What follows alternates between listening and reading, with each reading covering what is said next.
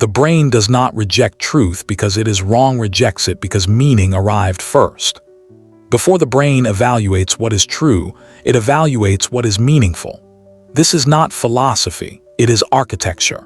Empirical truth is built on observation, measurement, and verification, but emotional truth is built on coherence with memory, identity, and lived experience. The brain evolved to privilege meaning because meaning guided survival long before accuracy existed as a requirement. As a result, information that feels meaningful gains priority access to belief systems, while information that is merely accurate must wait. Science, therefore, does not enter an empty mind. It enters a structured system already optimized for meaning, not truth. When evidence is rejected, the failure is often described as ignorance.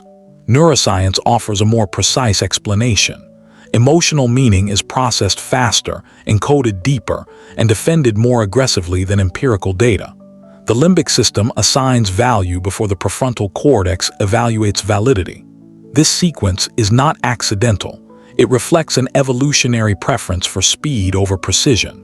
Scientific reasoning requires the brain to override this default, to tolerate uncertainty, and to delay emotional resolution. That capacity is not intuitive. It is trained, disciplined, and cognitively expensive. Empirical truth does not encounter a neutral brain. It encounters identity.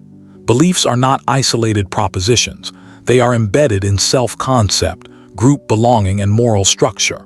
When evidence threatens these structures, defensive neural systems activate automatically. The brain interprets contradiction as risk. Reasoning is then subordinated to protection.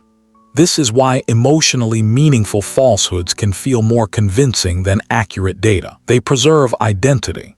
Any serious education in science must therefore stabilize identity before it demands belief revision. Facts fail when they arrive without psychological authorization. The brain does not ask whether information is correct until it has determined whether it is acceptable.